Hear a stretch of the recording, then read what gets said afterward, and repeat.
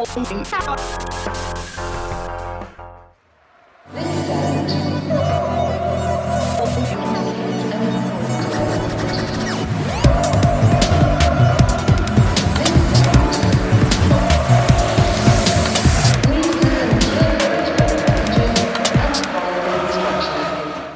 everybody. Welcome to the Blue Monday podcast. Craig, what was worse, your journey home yesterday or my first attempt that no one will ever hear to do the intro on the podcast here at 8:33 in the morning?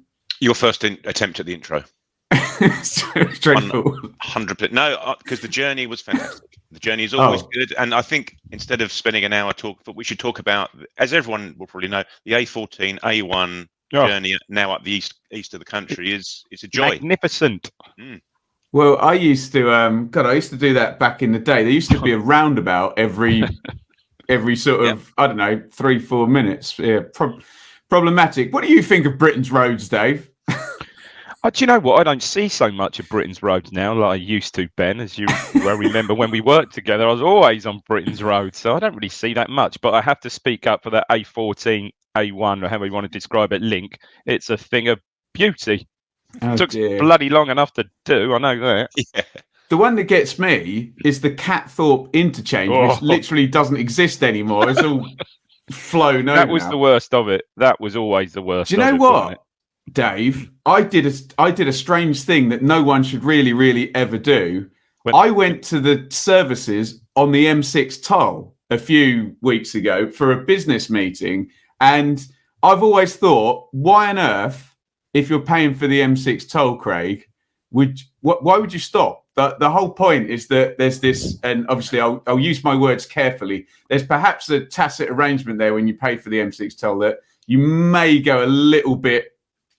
There may not be any spying eyes watching you while you're driving. You may be able to move expediently, but I went to the services. I've always thought, why would anyone? Who's in there? It must be empty. Surely there's people just hossing it down the M6. So anyway, we've talked long enough about the roads.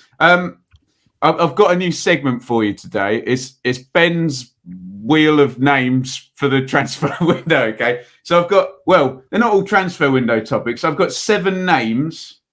I'll throw at you. You can have first pick, Craig, because you went all the way up to Sheffield yesterday, and neither Dave or myself did. Here are 7 names, and you can talk about any one of them: Thomas Holly, Andy Holt, Jay Matete, Dom Thompson, Scott Fraser, Louis Barry, or Tyree Simpson. It doesn't look like either of you want to talk about any of them.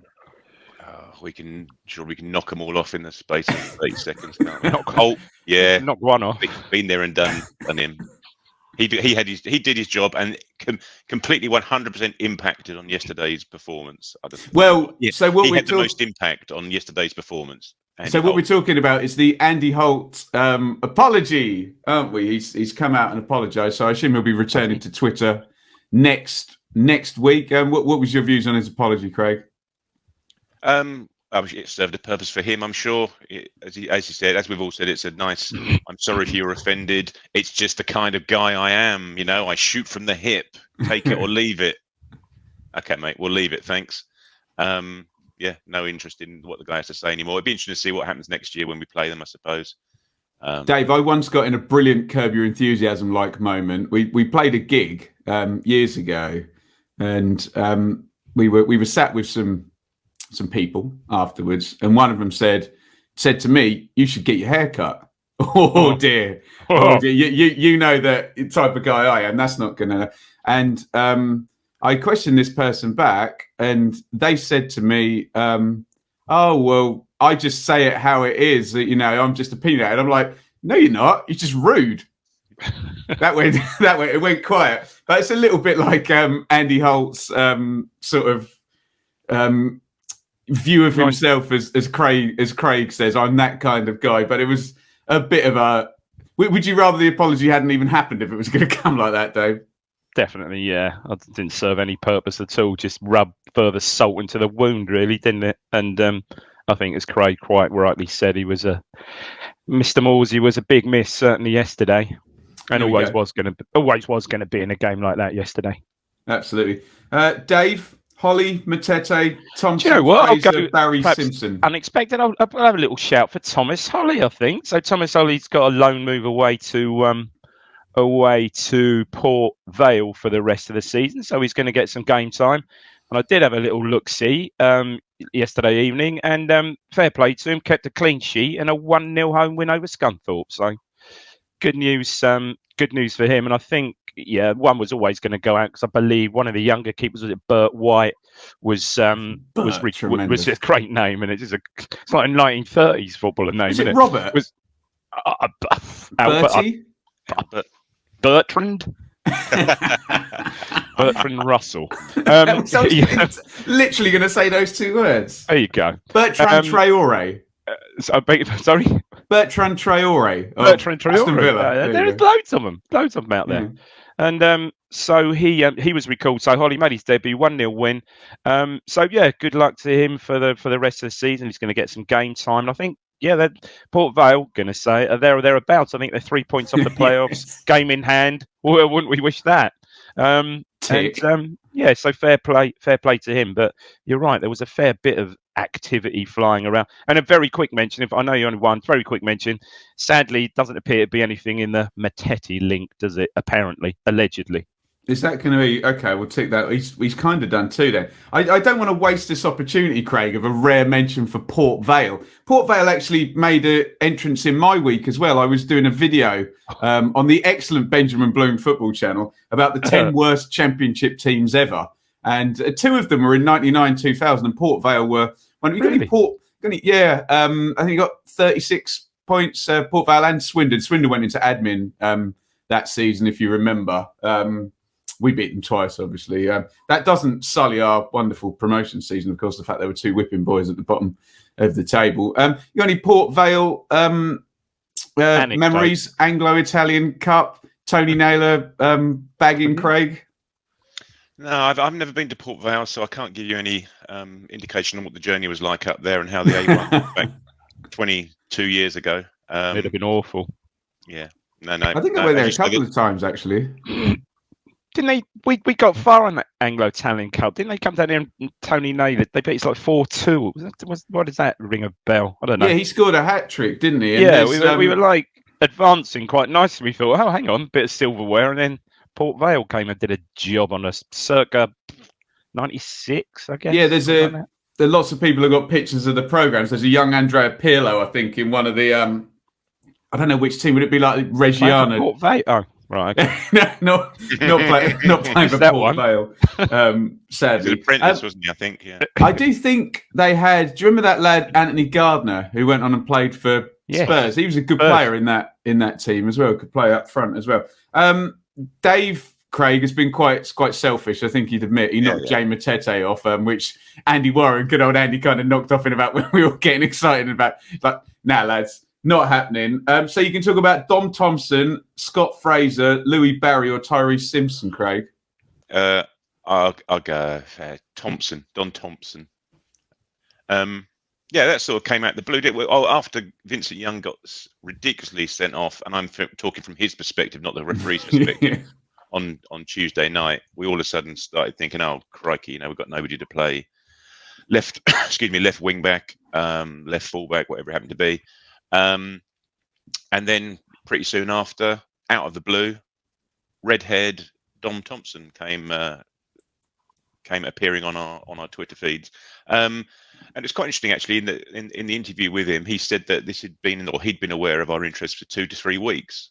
So it obviously maybe not out of the blue then. Yeah, obviously it wasn't reactive from the Vincent Young. It may have been expedited because of the situation with Vincent Young, but it wasn't immediate.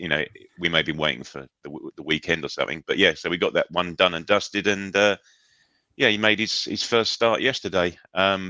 It's a position that we all thought needed to be strengthened, and we've sort of done it now. We don't quite yet know how it's going to affect Coulson. He's still around an hour player for the time being, but he's now filling up an extra loan slot and seemingly not any closer to appearing in the first team anytime soon. Dave, I'm absolutely fascinated in your feedback when you see Dom Thompson, because you're always very good first 5 minutes looking at a player. I've always thought you were good at that. And Dom Thompson is one of these guys.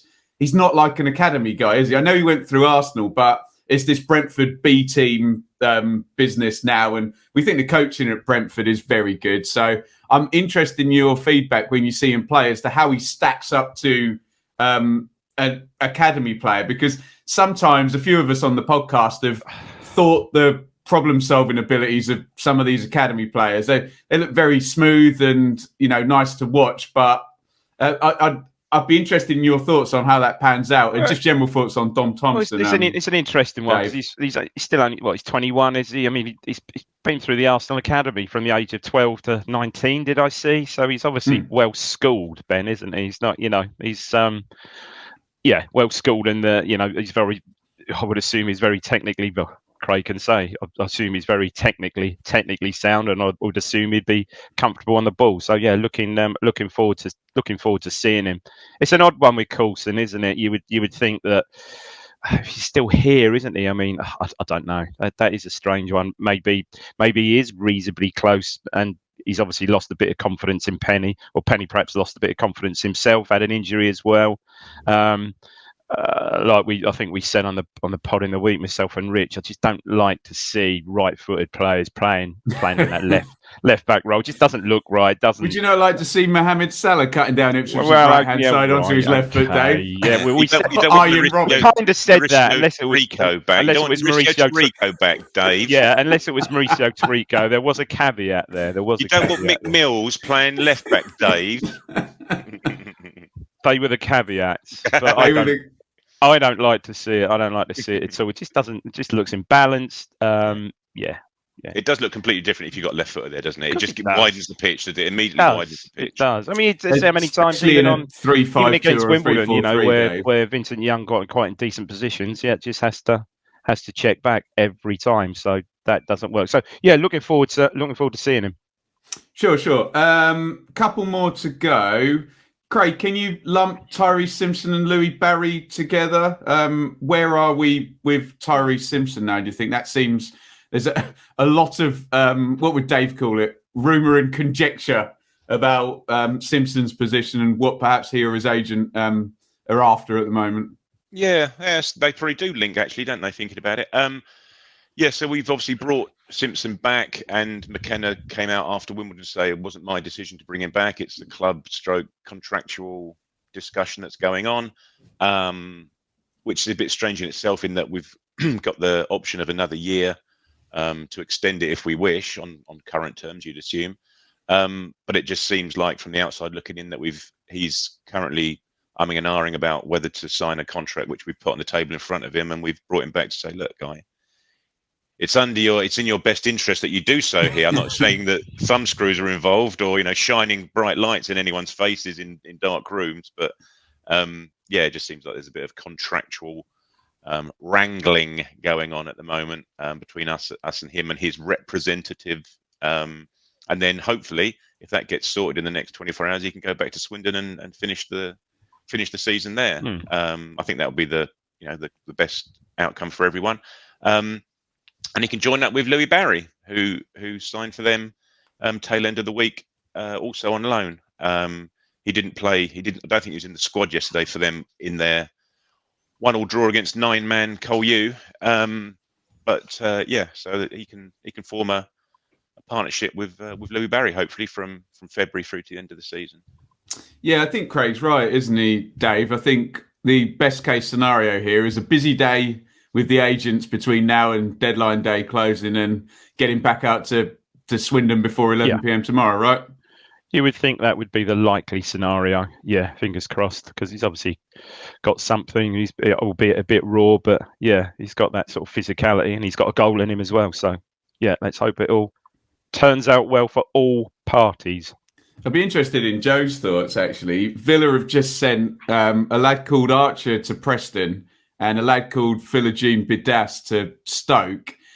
Maybe we got the wrong Villa player, having watched both of those two this past game week. They both look very decent. But good luck, of course, to Louis Barry. We've said many times, wrong place, wrong time. Poor old Scott Fraser, Dave, has been left till last. Probably not the first time we said poor old Scott Fraser this season. I think there's links with other League One clubs as well as the obvious one with Ross Martin, isn't there? What's your view on Scott Fraser? Good player, one of the best we came up against last season, but I dare you'll be saying similar things about Louis Barry as you will about Scott Fraser. Yeah, I mean, obviously, what we've seen of Scott Fraser technically looks a good player. Maybe lacks a bit of pace, but it just hasn't found that niche in the team, has it? We haven't found his best role really yet. Can't recall him really playing in a perhaps a much of a central role, very much at all. So maybe that would be his position. But yeah, I mean, again, it's another one of those signings, a bit like Joe Pigott, I guess, a bit frustrating for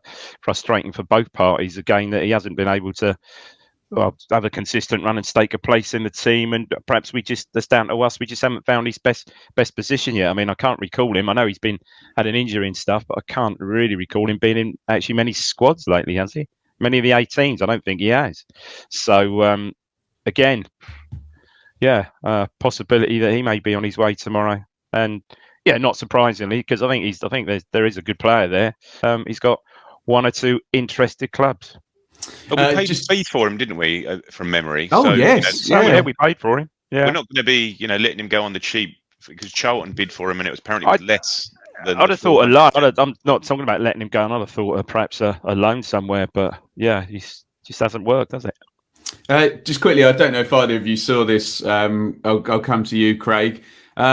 Our good old friend Flynn Downs was wound up to the point of a red card by our good old friend Charlie Austin the other day. Nice to see Flynn's temper hasn't calmed down since he was at Ipswich. He looks good at Swansea, to be fair to him, and they look a lot worse without him. But perhaps Scott Fraser and Flynn Downs may be linking up at Swansea, Craig.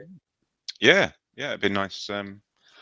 Yeah, well, they could dovetail quite well, actually, couldn't they, in a central midfield pair? Crikey, you'd like them in our central midfield.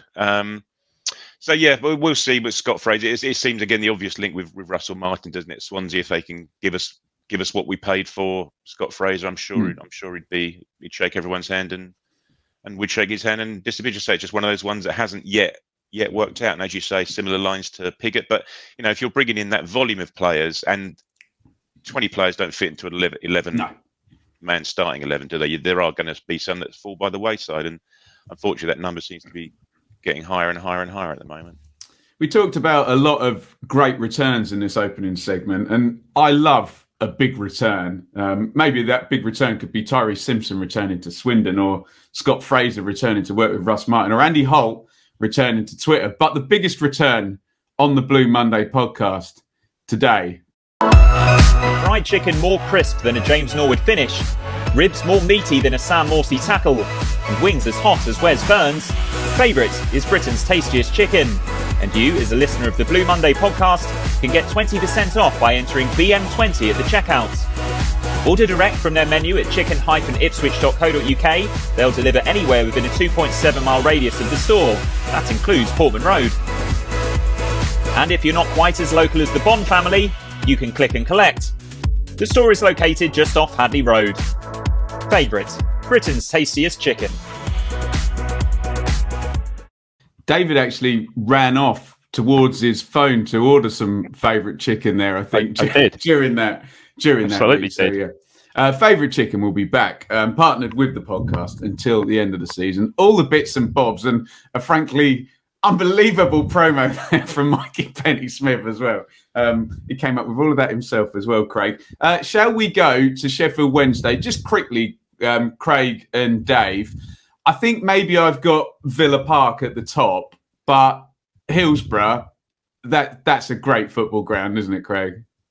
Yeah, it is. Once you get inside and sort of take it all in, it's just one of those ones. I was there with my boy Oscar yesterday, and he's the first time he'd been there. It's the first time I've been there for nearly 30 years, actually, as it transpires. But you sort of see it, and there's no real obvious like executive boxes or everything. They're quite high up in the stand to your right, and it's just all steeped stands. Yeah, there's no break in them. It's just seats everywhere, sort of thing. So yeah, you got the two clocks either side as well and stuff like that. So yeah, it's a proper. They're starting to look its age now, shall we say, as well. Yeah.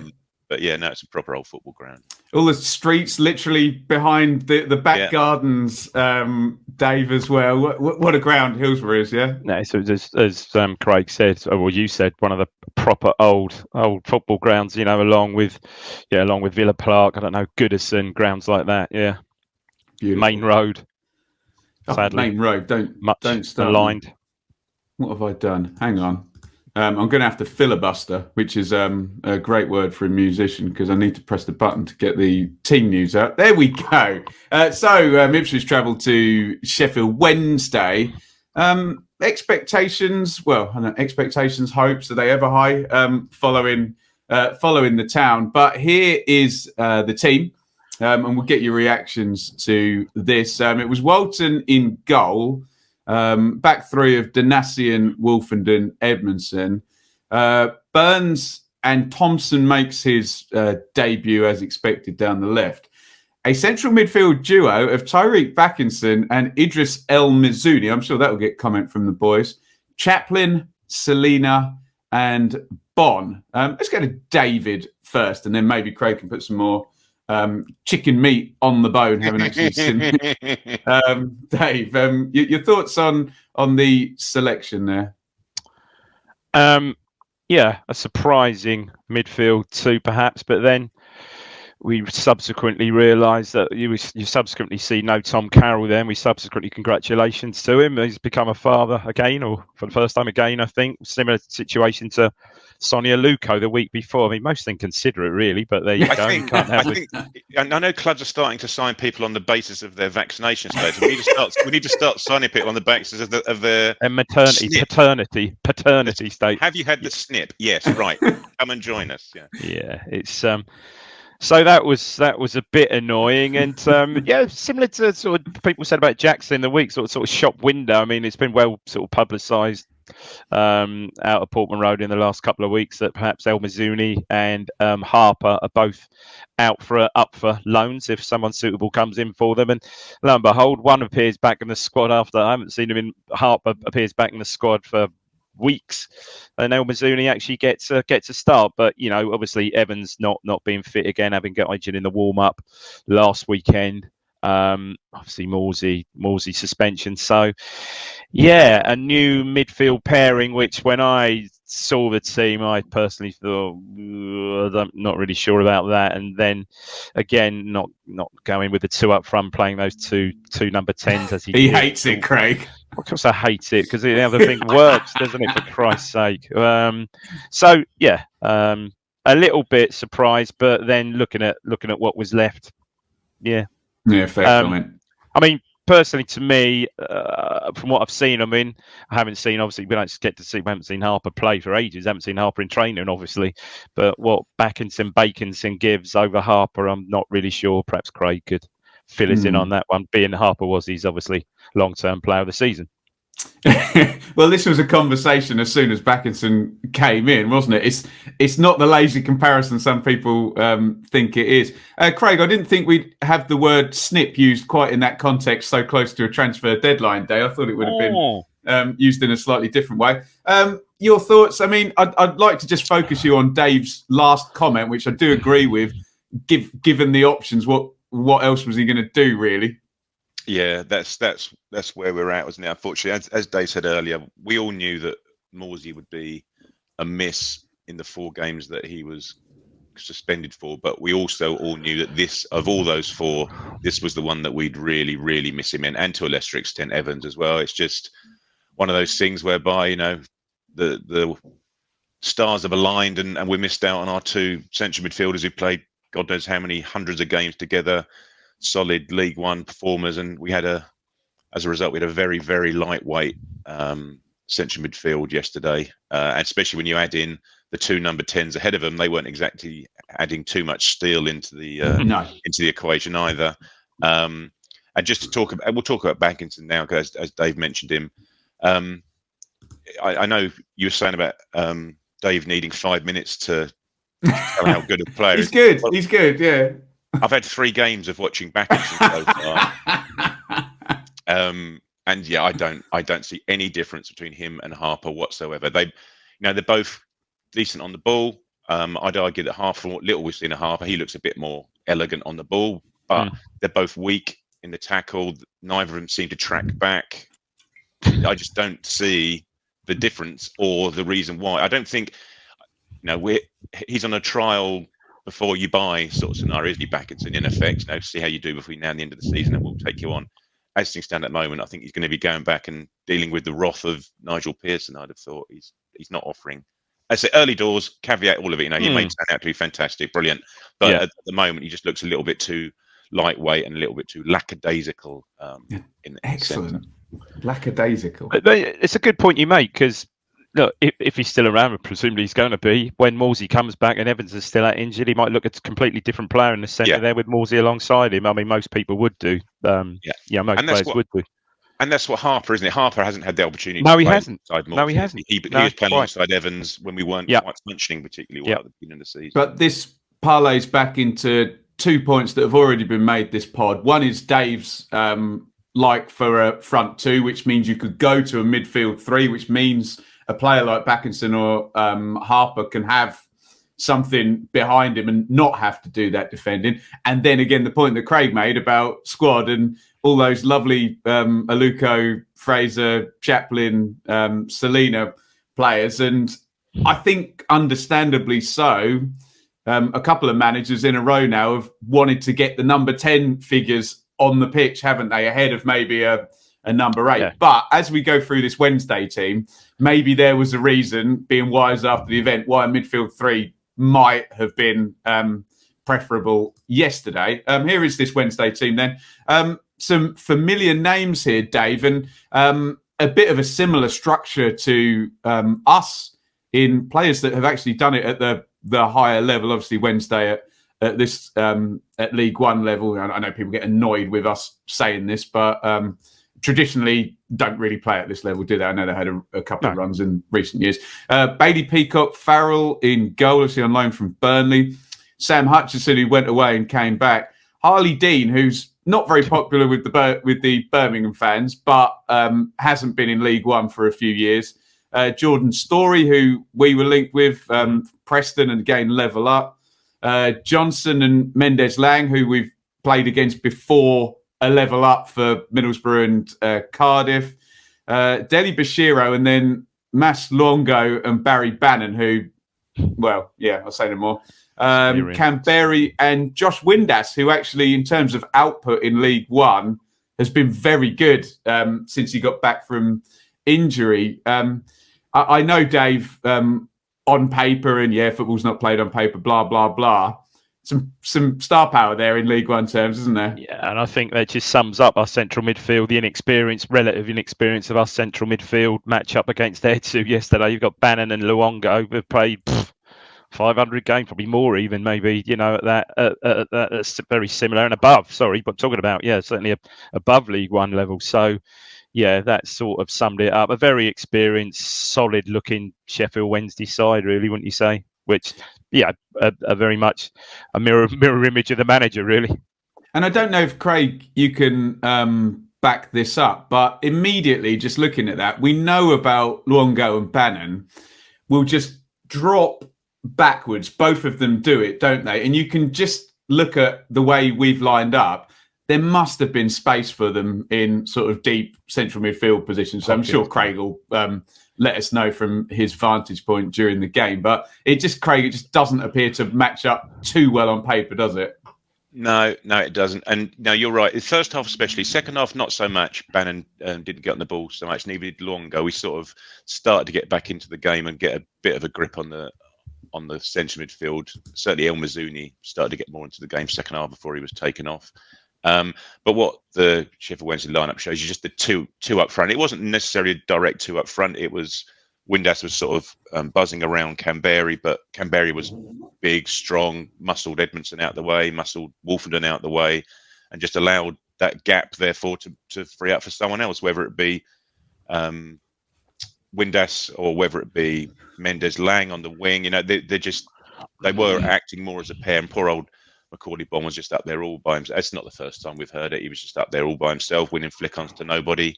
I don't wind Dave up about that. And on the rare occasion, to be fair, nice. he wasn't great himself. Bon yesterday, it was bouncing off of him when he did get it to feet. So yeah, it just wasn't a great performance all round, unfortunately, from us, formation wise or individually.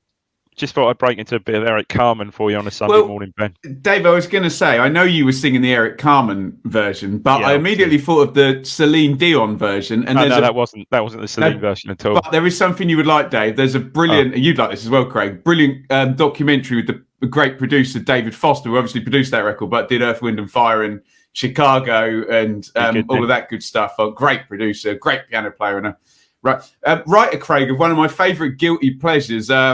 I could be in the highest mountain. Then Sorry, Craig. Sorry, I stuck about start. Elmo's Fire. Of course it is. Burning in me. In that key. Yeah, he sings it with John Parr. Didn't John Parr retire the other day? Yeah, he did. It's come round, everybody. There it is. It's not written, I promise. Should we talk about this goal then? I'll give my view first. And so we're going to go behind on 6 minutes. And Craig obviously had a lovely bird's eye view of this right in front of him. I know we're going to get crap and I know we're going to get searching for mistakes. Can I just play devil's advocate slightly? Mendes-Lang just gets his head down. He is in no way crossing that to Johnson, who sticks it in the net. As Dave would say, he's putting it in an area. And then we get into a conversation. Can I just say something quickly for Craig? Deep cross for Johnson at the far post. Oh! Leave it there. That's unstoppable, is all I'll say to that. Let's not compare. We compare the comments. Let's not compare the crosses. Oh, God. But my point was, and I'm going to give one of the worst bits of football analysis. It's one of them, isn't it? Where he just gets his head down, he crosses it in. I don't have any particular truck with Donasian and Edmondson. Okay, they're trying to mark Canberry. Yes, maybe Burns might lose Johnson. But when you look when the ball's crossed, it's a really good run by Johnson, to be fair. He's about 30 yards outside or away from the goal at that point. But there's an element of bad defending. There's an element of good execution and an element of luck in terms of Mendes-Lang just getting it out of his feet and sticking it, as Dave would say, in an area. Craig? Yeah, well, I think in Burns' defence, I don't suppose he was expecting Edmondson to be losing the ball where he did, up in the left back position or left wing back position. Edmondson got himself in a bit of a pickle, didn't he? He'd sort of rode out the Windass tackle initially and got himself a bit further up the pitch, and then just got crowded out and harried and hassled and lost the ball. And then, as you say, it gets put to Mendes-Lang. And as soon as he crossed it, you sort of thought, oh, thank God for that. He's overhit this. It's gone way beyond the far post. And it didn't have any sort of whip on it. Crikey, we're not comparing it to any crosses at Anfield. No whip, no real culture to it at all. It was just literally lumped and high. And it was quite a high floaty one. And as you say, just took everyone out of the game, and Burns was on his heels. And again, as you say, Johnson made a decent blindside run and hit it. Finish. Walton. Yeah, it was. Yeah, good finish. It was a really good finish.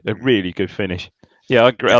Burns is culpable there, isn't he? He just lets him run off him. Craig, you're right. It was a high hanging cross, and I guess almost Burns was guilty of ball watching. It was such a high cross. It's almost thinking like, oh, okay, that one's okay. It's a great run from Johnson. I mean, Johnson just takes off, doesn't he? Yeah. It's great. It's a good finish. It's a really good finish. Bloody hell. So he gets it. Probably the only place yards, he can. Aren't they, Dave? Sorry.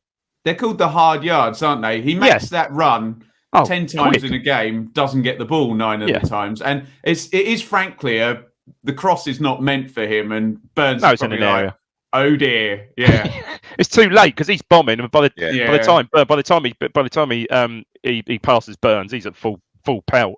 But it's a hell of a finish because that's probably the only place he could put it. Diagonally, Walton's nowhere near at fault because Walton's just standing in a good position and it just, cuts across him. It's a great finish. And I probably agree. Edmondson perhaps shouldn't be getting caught there. Donasian, a bit static, but you wouldn't put that one down to him. Yeah. No. Craig, we'll lean on you then fairly heavily for this. So do you want to sort of guide us through? I've heard the Kieran McKenna interview, and he his argument was that they'd started all right, and that was we've all been to these away games, haven't they, where you do your drive, you sit down, and the first time they go in the box, they score, and you're like, oh, really? It's going to be like that today, is it? But I think the glaring stat, and I'm going to preempt you, that two numbers that I don't like. Well, one I do and one I don't, is 65% possession, 0 shots on target. So if you can kind of get to that in your assessment, Craig. And how close is Kieran McKenna in terms of control and them scoring out of the blue? Yeah, to be fair, the first 5-6 minutes, we were in control of the ball, and we were probably in control of the ball for the subsequent 84 minutes. But the problem being is that 10-second gap in the middle, where they were a lot more clinical than we ever were for the rest of the match. And those two stats you said do entirely an interpretation of the match. We and not for the first time, we huffed and puffed. We were very pretty on the ball, but as soon as Sheffield Wednesday scored, they knew that they could just sit back in a low block and let us play around with it. And we did. We play around with it. We knocked it from side to side, but there was just no penetration either with the ball or without the ball. And again, we'll go back to it. There's Sammy Morsey. There was no one breaking from midfield. The times that Backerson got the ball and passed it back, I know that may be because there was no one ahead of him to pass to, but you've got two number 10s in theory ahead of you. You should be finding some sort of space. Selina was quiet. He had one run in the first half. We nicked it off of them high up on our left wing, and he cut in and had a shot. That was pretty much our only shot of the game. None of Chaplin's touches were coming off. His little flicks here and there weren't coming off. His normal passes weren't coming off. We passed the ball out of play umpteen times under no pressure. Thompson, again, across his first game, he doesn't yet know his players, but he gave us obviously the width. He gave us the balance. He didn't bomb on particularly. He cut back an awful lot. Mendes Lane got a lot of crosses in from his side of the pitch. He did stop a few, but there were also a few of them flying in.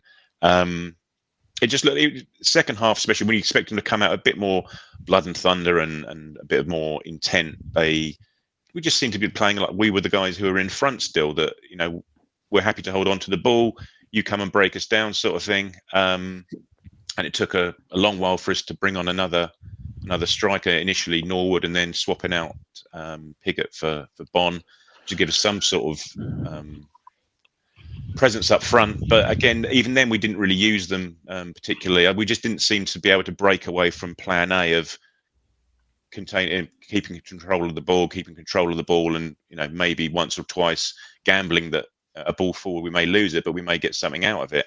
Having lots of possession isn't the difficult bit. Lambert and Paul Cook have proved that. We can keep the ball all day if you want to, but doing something with it is the tricky part that we didn't seem to be able to pull off yesterday. It was toothless from start to finish, unfortunately.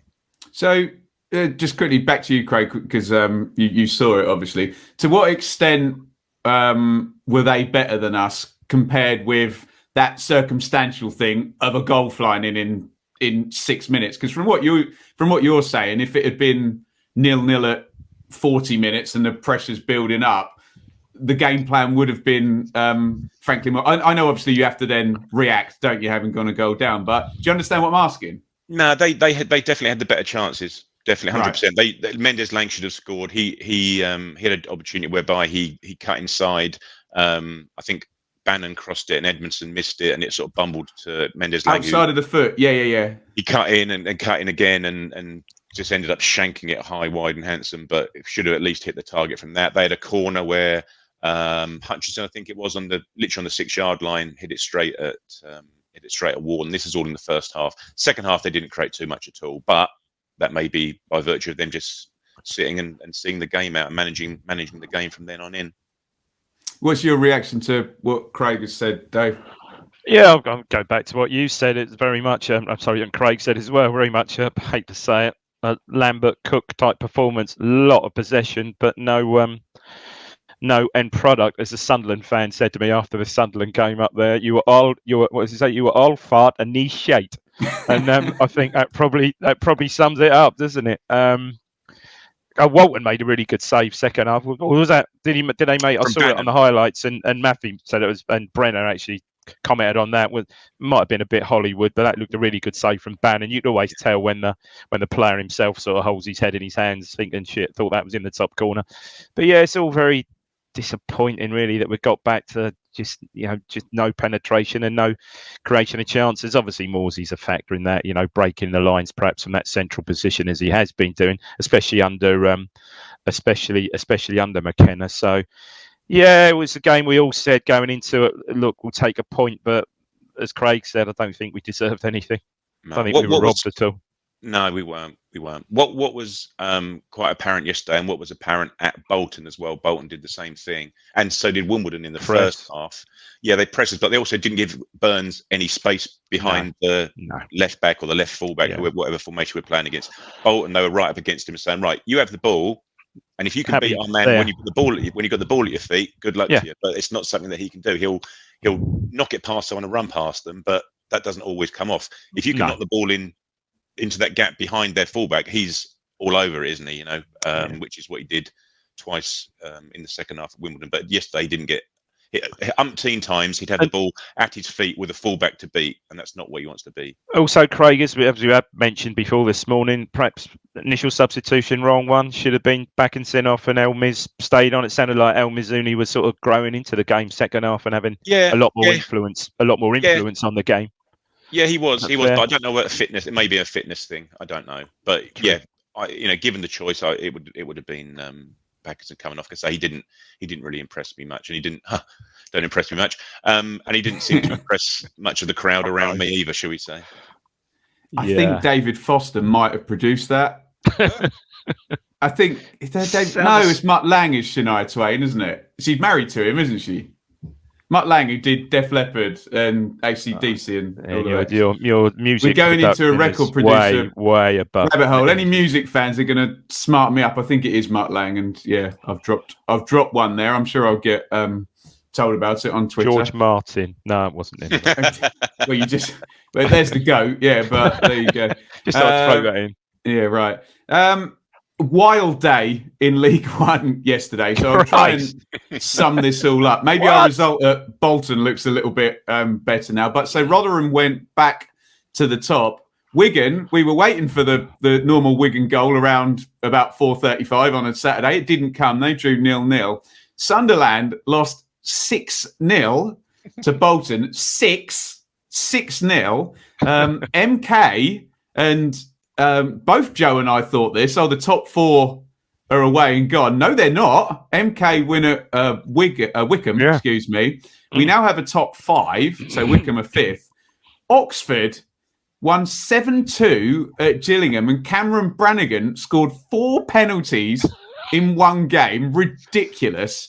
And unfortunately for us, Plymouth also won, and obviously Sheffield Wednesday won because they're playing us. So these results literally could not have been any worse. The 3 teams directly above Town winning. And I think we've got this coming up in the questions about the distance between us and the playoffs and the bad start and all of that. But it's now a 9-point gap up to Oxford. Oxford have a game in hand. Wednesday have 2 games in hand. But does anyone want to comment on either a player scoring 4 penalties in one game or Lee Johnson losing 6-0?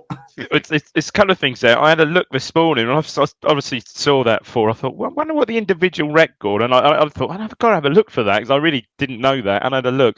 But I couldn't find the individual like Brannigan did yesterday, took 4. There was some really obscure record for the Guinness Book of Records. In 2021, Marvin Sordell, Watford of this parish and others, took 557 penalties in an hour. In a football match? No, not in one game. No, obviously it wasn't a game. It was, and he's apparently in the Guinness Book of Records for that, which I thought was amazing. And by the same virtue, Dave, Craig. Toto Enciala gave away 557 penalties in 1 hour.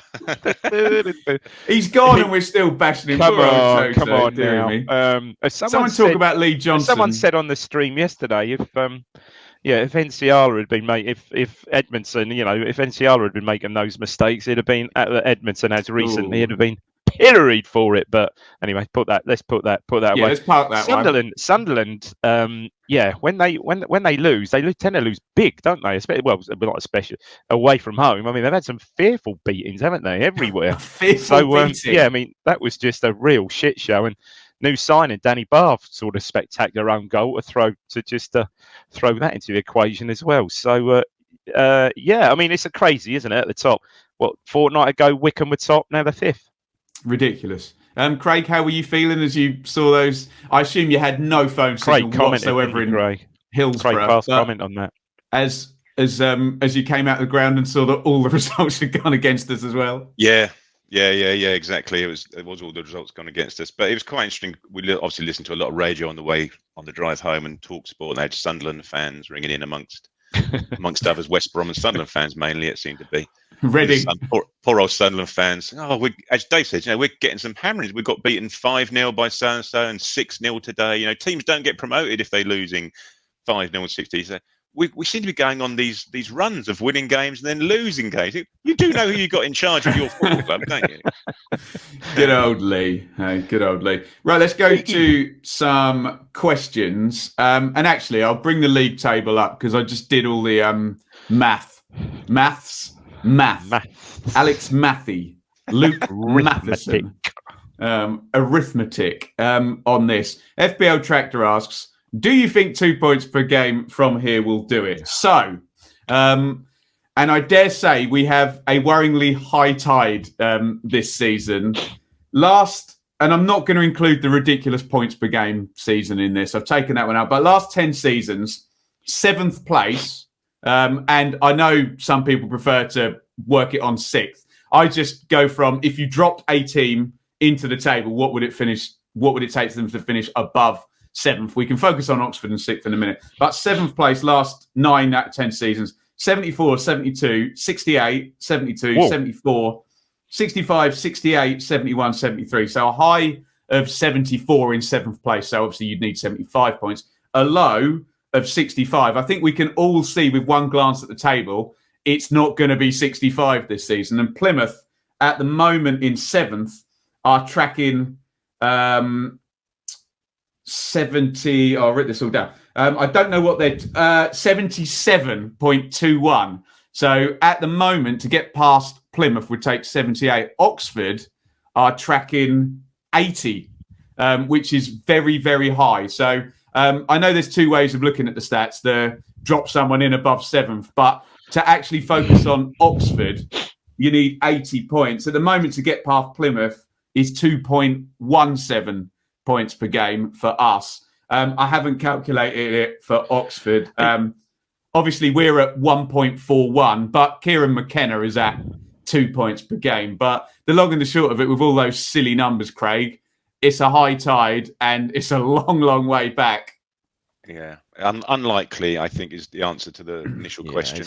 But the thing is, well, you look at the 2 teams below us. Burton have got a game in hand. Yeah. Portsmouth, 3 games in hand on us? They're only 3 points behind us. So it's you'd assume they may get 3 points out of it, 3 of those games. And it's just another body in the way, isn't it? As well, it's looking less and less unlikely. Yes, yesterday was the game, wasn't it? If we'd have, even if we got a draw, but if we'd have got a win.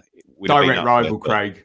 Exactly that. Exactly. And I was chatting to, this is going to sound a little bit weird. I was chatting to a guy outside the toilets at Peterborough Services on the way back yesterday. As I came out, he was like, I'll cheer up, because obviously we're both wearing us. I said, there's nothing to be happy about at the moment. And we were sort of saying that it's all very well beating the teams below you and looking fantastic about teams below you. You've got to beat the teams above you. It hasn't been the same. It's been the same every year, isn't it? For 2, 3, 4 seasons. Yes. It's all very well. You'll end up in 8th, 9th, 10th position because by virtue of beating the teams below you and not beating the teams above you. That's exactly where we'll end up, I think. Well, and ironically, this season, it was the start of the season when we actually didn't beat the teams below us. You just look at it, and it's such a big game yesterday. Now Sheffield Wednesday, 2 games in hand, 2 points ahead as well. So, it's a tough ask, I think. It's a tough ask. Literally, I mean, the only hope, Dave, is that, as Craig says, you maybe you almost want to throw Pompey into the mix as well and just hope that everyone starts tripping over each other. Yeah. Yeah, of course. The biggie's coming up 3 games time. Wow. 12th of Feb, MK Dons away. That's a huge game. Yardstick. I think so, given that, who the next 2 games, who you would, if you don't pick up 6 points from the next 2 games, you want bloody shooting. Hold fire on that one. We'll talk about that in a sec. A couple more questions. Andrew, can Ben tell us more about Backinson and Thompson? Not overly convinced by Backinson today, but willing to give him time. Well, on Backinson, I'll defer to what Craig has already said earlier in the pod, having seen him a few times. And the comparisons with Harper are not the lazy comparisons that people perhaps suggested they were when he arrived based on the profile of the player. Thompson's a bit more interesting. Hasn't quite stepped up at Brentford. Obviously, Brentford is a high bar. I suppose the slight worry, although the Brentford standard is third quartile of the Premier League as opposed to second quartile of League One, where we are.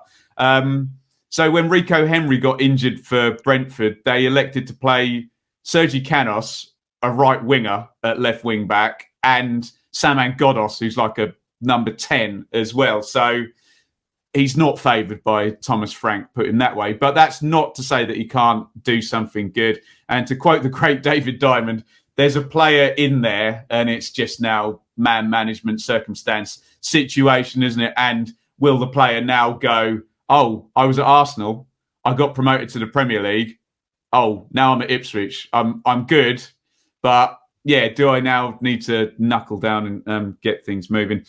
David, we'll put this one to you because Craig wouldn't have been listening on the radio yesterday. Will, can Radio Suffolk not do any better than Matthew? Are we into summarise of bashing again here, Dave? Oh dear, yeah. He actually came up. On air yesterday, and his next scheduled game is going to be Doncaster away, and he basically said if we don't beat them, he's going to quit. So I think there might be a few. He actually said that, obviously tongue in cheek, but funny enough, when he said it, I didn't hear Brenner radically disagreeing with him that much, to be fair. So you can be sure he'll get some. Heaven forbid, if we don't beat them, he could well get some grief there. But to be fair, yesterday he was as pretty much, he wasn't far out of what he was obviously watching, but what Craig said, he was saying that Thompson was solid enough, but just not, as Craig did say on his debut, just not getting forward enough. Could have been, kept checking back inside. He didn't really see what Backinson adds to the team. So pretty much, he said, as it was for once yesterday, really. Said we were usually toothless up front again. No, not toothless up front, just felt sorry for Bon. He said and his greatest game, but just no service and totally isolated. Back inside, back in sun, back in black, I hit the sack. It's good to know I'm glad to be back. This is Lee, who's glad to be neither of them let out a titter. They're both struggling with that partridge stuff. You love it really, don't you? He said back inside, back in sun. What I do is I take and just add a little bit. I know what you sprinkle stardust, Ben. Sprinkle some juice on it. Craig, I don't know. This question is going to depress you, but we always put the questions on. Lee asks, "Can we just concede the season is over now?" And people are not going to like these words, but allow McKenna to build for next season. I know we've been doing a lot of building for next season for the past 15 years, but when you look at the numbers, what I will say is there's an argument that Plymouth will regress to the mean, isn't there, Craig? Their points per game is based on a ridiculous start under Ryan Lowe, who's not there. Oxford winning 7-2 in 6th is concerning, isn't it? Yeah, and you'll get the things coming out of the club, but it's not over till it's mathematically impossible, etc., etc. But it's got to come up to a point very soon, and the East Anglian guys are saying the same thing, that this is it now, isn't it? This has got to be it now. How many times are we going to get to a game and say, God, this is now a must win. If we don't win this, then that is it over. But damn well that, do we? That we'll win our next 2 and we'll still just be edging an MK there or thereabouts. Yeah, and then we'll be down to Milton Keynes Dons, and then we'll lose that one, and then we're back to square one again. But you do wonder whether And I think McKenna said in his own post-match afterwards is that when I came in, we were so far behind that we are just looking to, if results come, results come. What we're looking to do at the moment is just concentrate on performances and structure and getting the team ready to play how we want them to play. And again, are we seeing that by virtue of people like, as Dave said at the beginning, people like Jackson all of a sudden appearing and having a match? People like El Mazzuni appearing and having a match. Is he actually just seeing these guys? He can see them all day during the week in training until such time as they play matches, and he can see them, in the white heat of an atmosphere at Hillsborough, as it was. He doesn't know what they're going to be like in match scenarios, and it's sort of giving him an idea in the back of his head as to what he wants next season looking for. I need to be an idiot if he wasn't using it for that purpose, but I think we're now at the point, and we'll certainly know, I think, after Milton Keynes, we're just out of games, aren't we, by then? Once Milton Keynes is out of the way, and we've got March, where we've got Portsmouth and Oxford and Plymouth 3 out of 3. We'll know by then, won't we? Yeah. Dave, any reaction to that? No, not really. You could see it playing out. I mean, you could see just looking at the games in February, you can see, okay, Gillingham at home, Donny away. You can see 6 points there, MK away. And then you've got Burton at home, Cheltenham at home. Here we go. And then possibly Morecambe away. You could just see it. You see it playing out. Look, we need... I've got to say the obvious. We need to somehow will it be a surprise, pull a result out of the bag? We've done it perhaps this season away at Wickham, away at Portsmouth. If we look at the way those two teams play, Dave, though. There's not a coincidence, is there? It's a good point. It's a good point. We win the next 2 games, go to MK, pull off a result. It would be. Obviously, Morsey will be back for that one. Well, what a game, and what a following going to have there. My God, about 4,000, isn't it? All told, probably.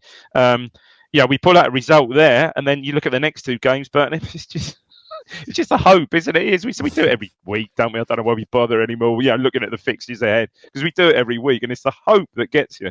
But are we forecasting, Dave, something like 6th place has got, I don't know, 76 to 78 points, maybe 7th close, and then there'll be a gap, won't there, of like 7 or 8 points, and there's a worry that we're going to be might just fall into that below chasm. That chasm. Couple more comments. Muller, are we pronouncing it Backinson or Backinson? I mean, Craig has some opinions on my pronunciation of names, but I'm very Bohemian about this. I believe that language is fluid, and if a name is said in good faith, that we should accept variation in language, and that's a beautiful thing that a Colombian might pronounce.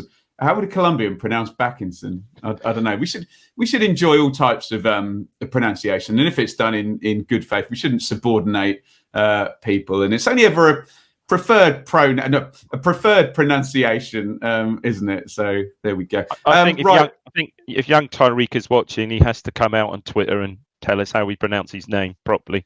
But that's my point, Dave. It's only ever his preferred pronunciation of it, isn't it? You'd guess he'd know what the correct one is, but yeah, true. But it's just language, isn't it? Language flows, Dave. It changes, doesn't it? You need to have a word with Richard Woodward then, Ben, because he's forever telling poor old Seb off for not pronouncing names correctly on the pre-match show. Rich is a free spirit, Rich, and free spirit. This is right. This is right to do so. The one thing I'll say is, if someone tells me off for pronouncing a name quote wrong, that's the one surefire guaranteed way. I had it with. Do it. Yeah, I'm. I remember that next time you introduce me, Ben. What, wow. Craig Bofin? So I had it the other day. Josh Timon of Stoke. Supposed to pronounce it Timon, right? Definitely Timon now. All match, brilliant. I'm all for it. Right? Do you get comments from the fans? Do they pick up on that and give you pelters for it, or not really? They just go with the flow. Boring. Yeah, it's boring. Yeah, and yeah, the surefire game. If they were really smart about it, they would tell me their non-preferred way of me pronouncing it, and then I would. I would then very contrarily. Do it the other way round. But what are you going to do? Hey, what's worse, a contrarian or a pedant? Hey, I think I'm probably both. So you've already mentioned it quickly to wrap up today. In the It's the Hope That Kills You. The next 2 games coming up are very much Well, for God's sake, it's Gillingham and Doncaster who are the bottom two at home. Craig. Yeah. Oh, yeah. Poor old Gillingham are getting their backsides handed to them most weeks, aren't they, at the moment? And it sort of puts our performance into perspective a little bit, doesn't it, I suppose? Yeah, we were skipping and jumping away from Priestfield a few weeks ago, saying, wow, here we go. And everyone else is doing similar to them. So, yeah, I'd imagine, God, that's going to be a nailed on home win. Put your mortgage on that, everyone. And potentially Donny as well. Plymouth were 1-0 down, weren't they? We passed them, actually. I think Plymouth were going towards Doncaster and we were going towards Sheffield on the M-something, 18 maybe. And, they were 1-0 down, but ended up, I think, pretty comfortably turning it around and scoring 3 goals away from home. So there's no real reason why we shouldn't be expecting similar in a couple of Tuesdays' time. But Dave, as you've said, it's all well and good having 47 points from 31 games going into MK, isn't it? Look, obviously there's a job to be done in these 2 home games. Yeah, there are. Get your work done on those. Get your work done. Get the points in the bag. Hopefully, a few goals as well wouldn't go amiss. Obviously, for the old, because again, goal difference and all that. It was worth a point. Yeah, and then the big win the next 2 going. That really sets it up. That sets it up brilliant. I should have checked who MK. You could probably tell me who MK have got at the next. I'm sure they've got a game in. They have got a game in the week, haven't they? Oxford. They've got Oxford at home in the week on Tuesday. So that's a. They've got. I'm sorry. No. I'm looking at Wigan. So Fleetwood. Oxford have got Wigan. Sorry. Yeah. Oh, Oxford have got Wigan. Well, that's some. Yeah, Oxford have got Wigan, not MK in the week. Yeah. Sorry. Yeah. Sorry. Who did you say MK had? Yeah, they're not hard games on paper. It's Lincoln at home and then Fleetwood away, who are both bottom 8, aren't they? If memory serves. Anyway, great stuff, guys. That'll do for today. Thank you for listening to the Blue Monday podcast. Follow on Twitter at Blue Monday ITFC, Acast and contributions and all of that good stuff. And everything's nice and neatly found at bluemonday.itfc.co.uk. Last word, Craig? No, not much to say, really, other than, let's get these 2 nailed on, definite 3 points in each out the way, and then we'll all move on to Milton Keynes with our inflatables, and I can have another inflatable cock and balls thrown into my face as I did at Southampton away in the FA Cup. Looking forward. Don't take it if you haven't got one ready. Is all I'll say when you haven't. No. Move on. Dave, last word. Not much really. Just a good luck shout for the ITFC ladies this afternoon playing the cup match away at Newcastle. Oh, good luck. Yeah. Thank you everybody for listening. Get involved on Twitter and. Oh, yeah, we might be trying something out midweek as well. So do check our Twitter for that. Thank you, everybody, for watching. And yeah, it's the hope that kills you.